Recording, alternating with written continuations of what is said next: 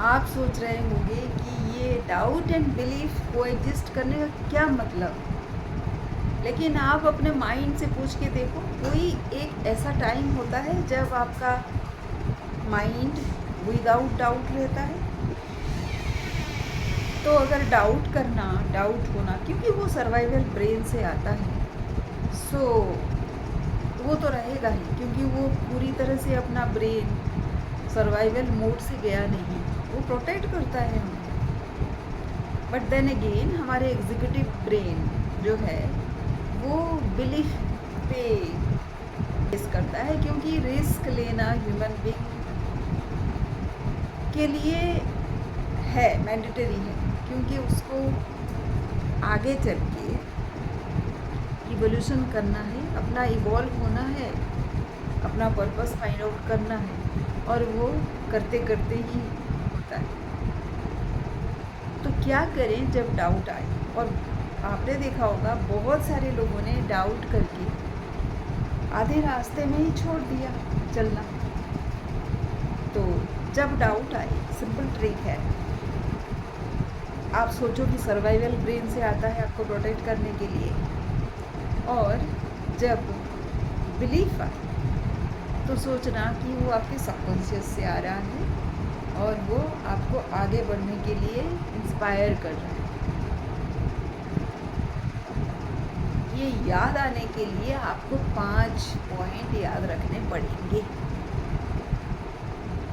आगे बढ़ने से पहले मैं बता दूं, मेरा नाम संगीता है और मैं एक ब्रेक थ्रू कोच हूँ। ब्रेक थ्रू का मतलब है every point, every moment of life, every day of life आपको कुछ नया सोचने का मौका मिलता है, कुछ एक नया डिस्कवरी अपने बारे में होता है, नया इंसाइट मिलता है। वो ब्रेक थ्रू है, क्योंकि आपका माइंडसेट शिफ्ट होता है और फिर आपको एक्शन लेने के लिए वो इंस्पायर करता है, वही तो ब्रेक थ्रू है।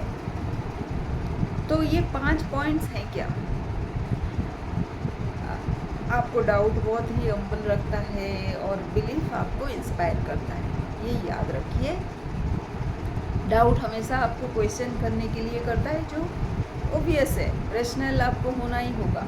जस्ट बिकॉज कुछ आपके दिमाग में मैसेज आया, आप उसको ऐसे ही नहीं बिलीव कर लोगे, क्योंकि हो सकता है कि वो मिलावट हो, राइट। इनसिक्योर लोग ही ग्रो करते हैं। जो इनसिक्योर होते हैं, जो बहुत ही कॉन्फिडेंट है, कंटेंट है, उनके लाइफ में ग्रोथ नहीं है। वो भले ही कितना खुद को बोल लें कि वो कंटेंट है, सेल्फ सेटिस्फाइड हैं,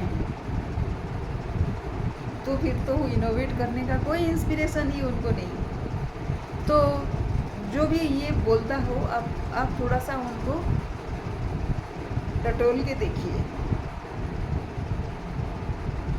वो स्टक है, वो खुश नहीं है, ब्लिस नहीं है। चेहरे से पता चलता है कि आप बहुत ही चाइल्ड लाइक हो जाते हो। क्या आप चाइल्ड लाइक हो? बाय द वे, अगर हो तो आप कंटेंट हो, ब्लिसफुल हो, और यस, और इनोवेट तो करोगे ही ना। जब चाइल्ड होता है, चाइल्ड का होता क्या है, वो इनोवेट ही करते रहता है, उसको लगता है कि सब कुछ पॉसिबल है। अगर आपके दिमाग में वो नहीं है और आपने समझौता कर लिया है कि लाइफ ऐसे नहीं, वैसा ही होता है, उसको चलने चाहिए, वैसे ही चलते रहना चाहिए, तो आप स्टक हो, आप कंटेन होने का ढोंग मचा रहे, कंटेंट हो ही नहीं सकता, ठीक है। डाउट का एक और मतलब भी है, आप केयर करते हो।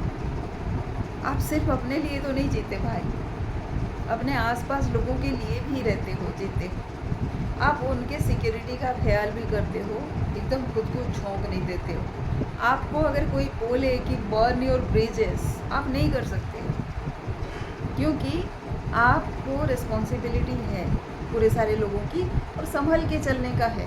बिलीफ बर्न कर देना मतलब, ब्रिजेस बर्न कर देना मतलब आप सब कुछ काट कूट के दुनिया से चल रहे हैं। ऐसा अमूमन होता नहीं। और डाउट अगर होता है तो फिर आप और भी कोशिश करते हो, आप और भी रिसर्च करते हो, आप और भी जानकारी लेते हो, राइट। सो डाउट एकदम से ख़राब है ऐसा नहीं है। तो आप डाउट को एक लिवरेज कीजिए, उसको उसका सही मायने उसका इस्तेमाल कीजिए। और डाउट और बिलीफ एक साथ रह सकते हैं क्या?